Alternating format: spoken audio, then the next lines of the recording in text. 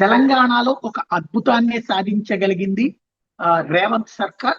శాంతం అసలు తెలంగాణలో కాంగ్రెస్ పుంజుకుంటుందా అన్నటువంటి దేశం నుండి తాజా స్థానిక సంస్థల ఎన్నికల్లో వరుస విజయాలు నమోదు చేసుకుంది. మొదటి విడతతో పోల్చుకుంటే ఇప్పుడు రెండో విడత మరింత పుంజుకుందని చెప్పాలి. కాంగ్రెస్ 2297 స్థానాలు గెలుచుకుంది. బీఆర్ఎస్ 1191 గెలుచుకుంది. బీజేపీ 257 గెలుచుకుంది. ఇతరులు స్వతంత్రులు కలిసి 578 గెలుచుకున్నారు.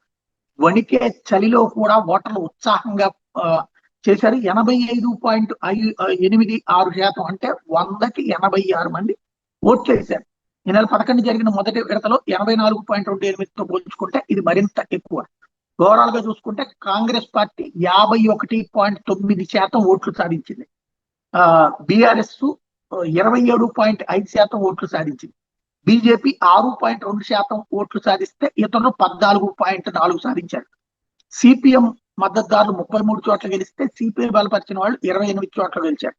మొదటి విడతలో చూస్తే కాంగ్రెస్ మద్దతుదారు 2425తో పోల్చుకుంటే ఇప్పుడు తక్కువ 2297.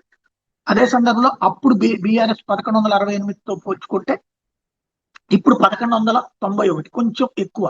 అదే సందర్భంలో బీజేపీ 189తో పోల్చుకుంటే ఇప్పుడు 257, కొంచెం ఎక్కువ.